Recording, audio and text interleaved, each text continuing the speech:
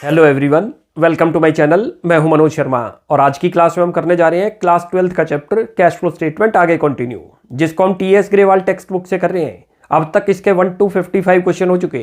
आज 56 क्वेश्चन से स्टार्टिंग करते हैं और ये इस चैप्टर का लास्ट क्वेश्चन भी है और काफी अच्छा क्वेश्चन है। बड़े ध्यान से करेंगे इस क्वेश्चन को। मैं क्वेश्चन को रीड करता हूं, आप देखिए। लिखा हुआ है, read the following hypothetical text and answer the given question on it's basis.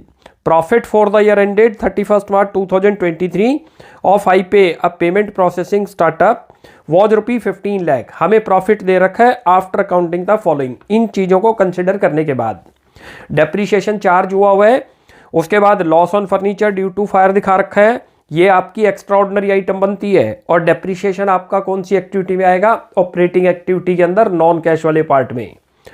Loss on furniture due to fire, ये आपका एक्स्ट्रा ऑर्डिनरी आइटम बन गई। दो जगह जाएगी, एक तो जहां हम नेट प्रॉफिट लिखते हैं, नेट प्रॉफिट बिफोर टैक्स, उसी वाले पार्ट में आएगा, और उसके अलावा फर्नीचर अकाउंट में भी जाएगा ये। नेक्स्ट, इंटरेस्ट ऑन इन्वेस्टमेंट बता रखा है, ये ऑपरेटिंग एक्टिविटी के अंदर आ जाएगा, नॉन ऑपरेटिंग इनकम के अंदर माइनस कर देंगे। उसके बाद टैक्स रिफंड दे रखा है, जो कि नेट प्रॉफिट के साथ जहां प्रोविजन फॉर टैक्स लिखेंगे वहीं इसको माइनस करेंगे। नेक्स्ट आपको बता रखा है, शेयर कैपिटल है जो 15 लाख से 20 लाख हो गई। तो मीनिंग है कि आपकी जो इंक्रीज हुई है शेयर कैपिटल, तो फर्दर आपने प्रोसीड्स करी होगी, इशू कर रखे हैं, तो फाइनेंसिंग एक्टिविटी में आएगा, प्लस करेंगे। सिक्योरिटी प्रीमियम 20 लाख से 15 लाख, बहुत अच्छा पॉइंट है, डिक्रीज हुआ है। डिक्रीज होने का मतलब है इसका यूटिलाइजेशन है, आउटफ्लो नहीं हुआ। जैसे आप डिवेंचर वाले चैप्टर पे चलो, वहां पर आप याद करो, loss on issue of debenture को राइट ऑफ करते थे, किससे? सिक्योरिटी प्रीमियम से। तो ये जब कभी भी सिक्योरिटी प्रीमियम आपको डिक्रीज दिखे, तो ये आपका कैश फ्लो स्टेटमेंट में नहीं आएगा, क्योंकि इसका यूटिलाइजेशन हुआ होगा किसी चीज को राइट ऑफ करने में, बेसिकली कैपिटल लॉसेज को। जर्नल में कोई चेंज नहीं है तो जर्नलाइजर आएगा ही नहीं। मशीन आपको दे रखी है 3 लाख से 5 लाख, यानी कि 2 लाख की परचेज दिख रही है, लेकिन इसका अकाउंट बना लेंगे। क्यों बनाएंगे वो भी बताता हूँ। डेप्रीशिएशन दे रखा है और आगे लिखा नहीं है डेप्रीशिएशन किस पर चार्ज है, तो मशीन पर चार्ज है, लेकिन हम फिर भी फुटनोट दे देंगे कि ये डेप्रीशिएशन हमने मशीन पर चार्ज किया है। तो उससे मशीन अकाउंट बनाएंगे, वहां से फिर जो है परचेज निकाल लाएंगे, वो इन्वेस्टिंग एक्टिविटी में आएगी। उसके बाद फर्नीचर देखो, 1 लाख से 80,000 डिक्रीज दिख रहा है, और फर्नीचर पे 10,000 का लॉस भी है, टॉप पे ही चलो क्वेश्चन में लिखा है, तो फर्नीचर अकाउंट भी बनाएंगे, वहां से फर्नीचर की सेल निकाल लाएंगे। फिर आपको मार्केटेबल सिक्योरिटी, जो कि कैश एंड कैश इक्विवेलेंट का पार्ट बनता है, ये आपका तीनों एक्टिविटी को क्लब करने के बाद आएगा। पेटेंट आपको दे रखे 80,000 से 50,000, और पेटेंट परचेज भी कर रखे, लिखा हुआ अच्छी तरह से नोट करो एडजस्टमेंट में, patent purchase during the year ₹50,000, तो पेटेंट अकाउंट बना लेंगे वर्किंग में, और फिर उसके बाद ये इन्वेस्टिंग में आ जाएगा। नेक्स्ट चलते हैं, 10% इन्वेस्टमेंट है, जो कि 2 लाख से 3 लाख है, वो इंक्रीज हुई है आपकी। उसके बाद cash in hand, cash at bank है, ये opening cash and cash equivalent में आ जाएगा। फिर बैंक ओवरड्राफ्ट आपको बता रखा है 7 लाख से 5 लाख, आपने बैंक ओवरड्राफ्ट को रीपे कर रखा है, यानी कि आपने पेमेंट कर रखी होगी बैंक ओवरड्राफ्ट की, फाइनेंसिंग में माइनस हो जाएगा। प्रोविजन फॉर टैक्स आपको 2 दे रखे हैं, प्रीवियस ईयर और करंट ईयर। आप याद करो, नेट प्रॉफिट के साथ करंट ईयर को ऐड करते हैं और प्रीवियस को उसी एक्टिविटी में ऑपरेटिंग में ही माइनस करते हैं। नेक्स्ट आ रहा है, फिर एडजस्टमेंट आ रही है, देखो पोस्ट डिविडेंड है, 2 साल के दे रखे हैं, प्रीवियस ईयर को पे करते हैं। हम 23 का कैश फ्लो स्टेटमेंट बना रहे हैं, तो 22 का प्रपोज डिविडेंड आएगा, और जो 23 का प्रपोज डिविडेंड है वो इग्नोर हो जाएगा, वो जगह चला जाएगा जहां नेट प्रॉफिट लिखते हैं, उसमें तो ऐड कर देंगे, और उसके बाद फाइनेंसिंग में माइनस। फिर इंटरिम डिविडेंड भी क्वेश्चन में अच्छा पॉइंट आ गया, 2 साल के दे रखे हैं। इंटरिम डिविडेंड हमेशा ड्यूरिंग द ईयर में पे होगा, याद रख लो। तो 23 में जितना आपने पे किया वो नेट प्रॉफिट के साथ एडजस्ट करेंगे और फाइनेंसिंग में माइनस करेंगे। क्या रिक्वायरमेंट है देखो, क्वेश्चन में लिखा है, determine the net profit before tax and extraordinary item. एक तो ये बताओ, determine operating profit before working capital changes, ये बताना है। उसके बाद cash flow from investing activity, cash flow from financing activity, और ये जो determine cash and cash equivalent है, determine closing cash and cash equivalent है। क्लियर है? 2 चीजों के अंदर थोड़ा सा कंफ्यूजन है। देखो, एक तो determine cash and cash equivalent, इसके आगे क्लियर नहीं लिखा, वरना क्लियर लिखा आएगा आपको एग्जाम में कि कौन से वाला cash and cash equivalent determine करना है, तो ये क्लोजिंग है। इसके अलावा जो डेप्रीशिएशन था, वो भी आपको एग्जाम में क्लियर लिखा आएगा कि डेप्रीशिएशन किस पर चार्ज हुआ है, फर्नीचर पर या मशीन पर, क्योंकि दोनों असेट्स दे रखी हैं, तो दोनों पर चार्ज हो सकता है। लेकिन पक्की बात है, मशीन पर तो जरूर चार्ज हुआ होगा, तो हमने वैसे नीचे फुटनोट दे देंगे कि डेप्रीशिएशन हमने मशीन पर चार्ज किया है। इसके जब हम इन्वेस्टिंग एक्टिविटी पर आएंगे उसके आंसर में भी प्रॉब्लम है, तो अब जब करते हैं तब आपको क्लियर हो जाएगा। सबसे पहले फाइंड आउट करते हैं net profit before tax and extraordinary item, और उसको कहां से स्टार्ट करते हैं, नेट प्रॉफिट से। ये देखो, ये हमने ये बना लिए, ये वर्किंग बना रखी है सारी, मैंने बना दी। जब इन्वेस्टिंग करेंगे तब डिस्कस करेंगे इसको। यहां सबसे पहले आप लिख दो नेट प्रॉफिट जितना दे रखा है, वो आपको दे रखा है 15 लाख। इसके बाद इसमें क्या चीज ऐड करते हैं, जर्नली आपको बता रखी है, नोट करो क्या बता रखी है, provision for tax, journal reserve और 2 डिविडेंड। टैक्स रिफंड है तो माइनस हो जाएगा, और एक्स्ट्रा ऑर्डिनरी है तो ऐड हो जाएगी। तो अब जरा यहां करते हैं, देखो सबसे पहले आप लिख लो provision for tax current year, CY का मतलब करंट ईयर। चेक करो, देखो प्रोविजन फॉर टैक्स 2 दे रखे हैं, 22 को प्रीवियस ईयर बोलेंगे और जो 23 है वो करंट ईयर है। 1 लाख रुपये दे रखा है, लिख दो 1 लाख रुपया। क्लियर है, ये तो टैक्स हो गया। जर्नल रिजर्व में कोई डिफरेंस नहीं है, तो ट्रांसफर नहीं कर रखा प्रॉफिट से, तो उसको लेंगे नहीं। इसके अलावा 2 डिविडेंड आ गई, प्रपोज डिविडेंड है प्रीवियस ईयर और इंटरिम डिविडेंड करंट ईयर, दोनों ले लो यहाँ। चलो जी, कितना दे रखा है प्रपोज डिविडेंड, चेक करो, अच्छी तरह से नोट कर लो। प्रीवियस ईयर का लेंगे, करंट ईयर का तो 24 में पे करते हैं हमेशा। जो प्रपोज डिविडेंड होगा प्रीवियस ईयर का आएगा। कितना दे रखा है, 1,50,000, लिख दो 1,50,000। क्लियर है। और इंटरिम डिविडेंड हमेशा करंट ईयर का, यदि कभी दे दे 2, इस क्वेश्चन में दे दिए, बहुत अच्छा क्वेश्चन है इसीलिए, क्योंकि इंटरिम डिविडेंड अभी तक आपने एक ही देख रखा था। 2 आ जाए तो करंट ईयर को लेंगे, प्रीवियस को इग्नोर करेंगे। लिखो इंटरिम डिविडेंड, कितना दे रखा है आपको इंटरिम डिविडेंड, चेक करो, ये रहा करंट ईयर का 1,20,000, लिख दो 1,20,000। अब यहां पर चेक करो और क्या आइटम है, जर्नल जो आना था वो दे नहीं रखा। लेस करो, यहां से इनकम टैक्स रिफंड आ रहा है आपको, कितना आ रहा है, टैक्स रिफंड हमें दे रखा है क्वेश्चन के अंदर 10,000 रुपये, माइनस कर दो। क्लियर है, ये तो हमारा ये बन गया। अच्छा, एक एक्स्ट्रा ऑर्डिनरी आइटम आ रही है, मैंने आपको बताई थी। एक्स्ट्रा ऑर्डिनरी आइटम कौन कौन सी बताई थी, किसी भी वजह से आपको लॉस हो जाए आपकी एसेट्स पर, तो यहां आ जाएगा, क्योंकि वो प्रॉफिट में से माइनस हुआ होगा, तो उसको ऐड करो।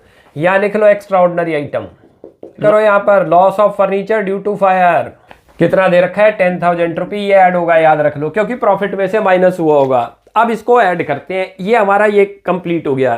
टोटल करते हो तो 10 ये तो आपस में एडजस्ट हो गए। यहाँ 15, 16, 17 18,70,000 आ गया इसका आंसर। ये तो लिख दो, ये क्या चीज आ गई, net profit before tax and extraordinary item. एक तो का वर्क हमारा ये हो गया, net profit before tax and extraordinary item. चलो जी, ये तो ये बन गई। अब सेकंड करते हैं। सेकंड में कह रहा है operating profit before working capital changes बनाओ। तो कैसे करते थे, थोड़ा कैश फ्लो स्टेटमेंट पे चलो। इसको कैश फ्लो स्टेटमेंट की तरह ही बना रहे हम, देखा जाए अलग अलग कर दिया, बस हमने ये कर दिया। जब ऑपरेटिंग करते हैं तो क्या करते थे, उसमें नॉन कैश और नॉन ऑपरेटिंग आइटम लिखते थे, याद करो। और वो किस में ऐड करते थे, इसी के अंदर ऐड करते थे, ध्यान करो। तो पहले सबसे पहले आपको नेट प्रॉफिट बिफोर टैक्स लिखना होगा, उसके बाद वो एडजस्टमेंट करना। लिख लो यहाँ पर net profit before tax and extraordinary item. कितना अमाउंट है, ये रहा 18,70,000। ये इसी कॉन्टिन्यूएशन में चलता था, कैश फ्लो स्टेटमेंट में भी, याद करो आप, उसी के अंदर आप करते हो इनको ऐड, नॉन कैश और नॉन ऑपरेटिंग आइटम। अब वो लिखो यहाँ पर non cash and non operating item. भी नॉन कैश में क्या क्या चीज आती है, याद करो। डेप्रिसिएशन हो टेंजिबल एसेट्स पर, एमोर्टाइजेशन हो इंटेंजिबल एसेट्स पर, कोई इंटरेस्ट आपको बोरोइंग्स पर, चाहे शॉर्ट टर्म हो चाहे लॉन्ग टर्म हो, कोई एसेट्स को सेल करते हो उसके ऊपर आपको प्रॉफिट या लॉस हुआ हो, इसके अलावा कोई इनकम आ रही है तो यहाँ आ जाएगी। अब जैसे एक तो डेप्रिसिएशन आ रहा है, देखो डेप्रिसिएशन के आगे वैसे लिखा नहीं था, हमने ये फुटनोट दे दिया, अच्छी तरह से नोट करो, ऐसे दे दिया करो। क्या एज्यूम कर रहे हैं कि ये मशीन पर चार्ज हुआ है, लिखो यहाँ पर डेप्रिसिएशन ऐड करो। कितना अमाउंट दे रखा है, 1 लाख रुपये, लिख दो 1 लाख रुपये। क्लियर है, ये रहा। इसके बाद आगे चलते हैं, डेप्रिसिएशन के बाद आगे चलते हैं। तो एक इंटरेस्ट आपको रिसीव्ड हो रहा है इन्वेस्टमेंट पर, वो माइनस करते हैं, नॉन ऑपरेटिंग इनकम है, इंटरेस्ट ऑन इन्वेस्टमेंट। कितना अमाउंट दे रखा है, 25,000, ये माइनस करेंगे क्योंकि नॉन ऑपरेटिंग इनकम है। अब चलते हैं पेटेंट अकाउंट बनाएंगे। देखो वर्किंग पे आ जाओ, अकाउंट बना लो। ब्रॉड डाउन और कैरीड डाउन हो गया, ये रहा, दे रखा है 50,000 की परचेज क्वेश्चन में क्लियर मेंशन है, एडजस्टमेंट में अच्छी तरह से नोट कर लो। ये क्लियर है, ये लिखो। इसको क्लोज करते हो तो 80,000 अपने आप आ रहा है, वो क्या आ रहा है, सेल नहीं आएगी, एमोर्टाइजेशन है, वो यहाँ लिखा जाएगा। यहाँ लिखो, ऐड करो पेटेंट एमोर्टाइज, जिसको रिटर्न ऑफ बोलते हैं, मैं ब्रैकेट में लिख रहा हूं, आपने लिखने नहीं है। कितना अमाउंट है, 80,000 रुपये, और कोई एडजस्टमेंट नहीं आ रही। डेप्रीशिएशन था वो हमने ले ही लिया, क्लियर है, और जो एक्स्ट्रा ऑर्डिनरी आइटम था वो लॉस भी आपने यहाँ ले लिया। अब इसको क्लोज करते हैं। क्लोज करते हैं तो जरा चेक करते हैं, देखो 18, 19 20 लाख 25,000 आ रहा है, लिख दो, ये रहा टोटल। और इसके आगे लिख दो operating profit before working capital changes. तो ये बन गए। अब करते हैं इन्वेस्टिंग एक्टिविटी। अच्छा, इस क्वेश्चन में इन्वेस्टिंग के आंसर में प्रॉब्लम है, उसका आंसर बुक में गलत दिया हुआ है। जो अब करते हैं वो आना चाहिए। अच्छा, क्यों आना चाहिए वो भी लॉजिक है, इसीलिए हमने अकाउंट बनाए हैं। पेटेंट अकाउंट बना लिया, आपको मशीन अकाउंट बनाना होगा क्योंकि मशीन पर डेप्रीशिएशन दिख रहा है, तो डेप्रीशिएशन लिखना पड़ेगा, तब जाके सेल या परचेज निकलती है। पहले देखो मशीन का ब्रॉड डाउन लिख दो, ये वर्किंग में करने हैं तीनों अकाउंट। आपने ब्रॉड डाउन लिखा, कैरीड डाउन ये दे रखा है 5 लाख, और डेप्रीशिएशन दे रखा था 1 लाख। लिखा नहीं था किस पर चार्ज हुआ, लेकिन हमने फुटनोट दे दिया है। देखो ये रहा, किस पर चार्ज माना है, मशीन पर। तो मशीन अकाउंट में जरूर आएगा डेप्रीशिएशन। उसके बाद फिर मशीन की परचेज या सेल आएगी। कितने की सेल परचेज निकली, 3 लाख, तो यहाँ परचेज लिखेंगे। एक तो पेटेंट से परचेज हुई है वो भी लिखेंगे, दोनों माइनस होंगी। फिर एक और अकाउंट बनाना होगा फर्नीचर। क्यों बनाना होगा वो भी लॉजिक है, क्योंकि फर्नीचर के ऊपर क्लियर लिखा हुआ है कि फर्नीचर आपका लॉस हुआ है ड्यू टू फायर। तो जितना आपको फायर से लॉस हुआ वो दिखाओ यहाँ, ये रहा 10,000। अब इसका भी अकाउंट बनाओ, 1 लाख और 80,000 दे रखा था ब्रॉड डाउन और कैरीड डाउन। हमने 10,000 का लॉस डाल दिया जो लिखा हुआ है क्वेश्चन के अंदर, तो डिफरेंस क्या निकलेगा, 10,000 यानी कि सेल कर रखी है वो भी यहाँ आएगी। तो ये तीनों यहाँ पर आएंगी। अब यहाँ लिखना शुरू करो, लिखो payment for purchases of patent. इतना अमाउंट है, 50,000 की परचेज हुई है, माइनस में कर देना। उसके बाद आगे चलो, मशीन से भी परचेज दिख रही है 3 लाख की, लिखो payment for purchase of machine. कितना अमाउंट दिख रहा है, 3 लाख रुपये, लिखो माइनस में। आगे चलते हैं। अब ये देखो फर्नीचर था, फर्नीचर से सेल दिख रही है 10,000 की, ये रही डिफरेंस करके जो ब्लू में लिखे हुए यानी कि बैलेंसिंग फिगर आई हुई है, ये लिखो यहाँ पर proceeds from sale of furniture. Amount है 10,000 रुपी प्लस करेंगे। आ जाओ इंटरेस्ट, इसके अंदर रिसीव्ड हुआ था, देखो ये रहा 25,000, वो लिखो यहाँ लिखो interest received on investment 25,000 plus है क्योंकि रिसीव्ड हुआ ऐड होगा। क्लियर है। अच्छा, एक और पॉइंट ये यहाँ क्लियर करते हैं, इन्वेस्टमेंट के आगे 10% लिखा था, जब कैलकुलेटेड हो इंटरेस्ट तो 10% इग्नोर हो जाएगा, याद रख लो। 10% का तब यूज था जब क्वेश्चन के अंदर आपको इंटरेस्ट ना दे रखा हो इन्वेस्टमेंट पर। जब क्वेश्चन में क्लियर दे दे कि इतना इंटरेस्ट कैलकुलेट होकर 25,000 है तो 10% हमने कुछ नहीं करना। अब आगे चलते हैं। देखो इन्वेस्टमेंट 2 लाख से 3 लाख है, इंक्रीज हो रही है, और जब भी कोई असेट्स इंक्रीज होगी तो समझ लो परचेज है। तो यहाँ लिख दो, यहाँ payment for purchase of non current investment. कितना अमाउंट है, 1 लाख रुपये लिखो, परचेज है तो माइनस। टोटल करते हैं, ये तो 4,50,000 हो गया, 450 में से 30, 4,15,000 आ रहे हैं। ये लिख दो cash used in investing activity की। बुक के अंदर आप आंसर चेक करोगे तो 3,25,000 दे रखा है, इसका आंसर जो है 4,15,000 आएगा हमारे हिसाब से, क्योंकि इसमें अकाउंट बनाने पड़ेंगे, उसके अकॉर्डिंग निकलता है। एक तो इसमें डेप्रीशिएशन की क्लैरिटी नहीं है कि वो किस पर चार्ज हुआ, इस वजह से भी हो सकता है आंसर में, तो आप इसका आंसर 4,15,000 मानोगे। अब आगे चलते हैं फाइनेंसिंग एक्टिविटी और उसके बाद closing cash and cash equivalent. अभी आप करते हैं फाइनेंसिंग एक्टिविटी। फाइनेंसिंग में देखो एक तो शेयर कैपिटल आपको 15 लाख से 20 लाख है, तो 15 लाख से 20 यानी कि प्रोसीड्स हुई है, लिखो proceeds from issue of share. अच्छा, सिक्योरिटी प्रीमियम का बता दिया, कोई यूज नहीं है हमारे लिए क्योंकि उसका यूटिलाइजेशन हुआ है, यूज किया है आपने। सिक्योरिटी प्रीमियम डिक्रीज होगा तो कभी माइनस मत कर देना, कहीं आप गलती से करो, वो आपने किसी कैपिटल लॉस को राइट ऑफ करने के लिए यूज किया होगा।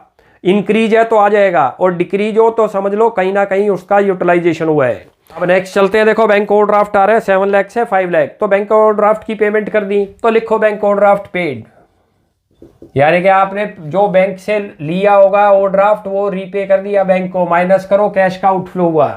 वैसे भी बता रखा है लायबिलिटी जब भी डिक्रीज है तो माइनस करते हैं, इंक्रीज है तो प्लस करते हैं। असेट्स रिवर्स है, इंक्रीज होगी तो माइनस और डिक्रीज है तो प्लस। अब आगे चलते हैं। 2 डिविडेंड दिखा रखे हैं, एक तो प्रपोज डिविडेंड और एक दिखा रखा है इंटरिम डिविडेंड, वो दोनों लिखो। प्रपोज डिविडेंड पेड, यहाँ प्रीवियस ईयर आएगा, याद रख लो कौन से वाला, जो हमने अभी बनाया था net profit before tax and extraordinary item में। कितना दे रखा है, वो दे रखा है 22 का 1,50,000, लिखो 150 माइनस में ये भी क्योंकि आउटफ्लो है। ऐसे इंटरिम डिविडेंड पेड है वो भी लिख दो, और ये आपका करंट ईयर का आएगा, याद रख लेना 1,20,000 जो करंट ईयर में पेड करा, ये आ गया। और कोई आइटम नहीं आ रही, बंद कर देंगे इसको। चेक करते हैं तो ये देखो 2 और 1 कितना हो गया, 3, 4,70,000 तो आउटफ्लो है, 5 लाख का इनफ्लो, 30,000 से ओवरऑल इनफ्लो हुआ, 30,000 लिख दो यहाँ, ये रहा। और इसके आगे लिख दो cash flow from financing activity. चलो जी, ये तो बन गई हमारी फाइनेंसिंग। चलो भैया अब करते हैं closing cash and cash equivalent. कैसे कैलकुलेट होगा देखो, आप closing cash and cash equivalent पे चले जाओ। एक तो कैश इन हैंड दे रखा है आपको 50,000, चेक करो, और एक मार्केटेबल सिक्योरिटी दे रखी है 1 लाख रुपए की, उन दोनों को ले लेंगे। कैश इन हैंड कितना दे रखा है लिख दो यहाँ पर, वो तो दे रखा है 50,000, मार्केटेबल सिक्योरिटी 1 लाख लिख दो। कैश इन हैंड वो आपको दे रखा है क्वेश्चन के अंदर 50,000, ये रहा, और उसके अलावा मार्केटेबल सिक्योरिटी दे रखी है वो भी लिख दो। कितनी दे रखी है 1 लाख, दोनों को ऐड कर दो, ये हमारा ये आंसर आ गया 1,50,000, खत्म। ये रहा, ये था ये क्वेश्चन। ये आपका closing cash and cash equivalent आ गया, लिख लो यहाँ पर closing cash and cash equivalent, ये क्वेश्चन हो गया हमारा। तो यानी कि काफी अच्छा क्वेश्चन था। इसमें पूरा कैश फ्लो स्टेटमेंट नहीं बनाना था, उनको सेपरेट सेपरेट दिखाना था, तो वो दिखा दिया। तो अब ये चैप्टर कंप्लीट हो गया। नेक्स्ट क्लास से नए चैप्टर से स्टार्टिंग करते हैं अकाउंटिंग रेशियो से। आप यहां तक प्रैक्टिस कीजिए। कोई भी डाउट लगता है you will ask in comment section. आपको हमारी वीडियो अच्छी लगती है प्लीज इसको लाइक एंड सब्सक्राइब कीजिए। Thanks for watching my video. Next class में जल्दी ही मिलते हैं।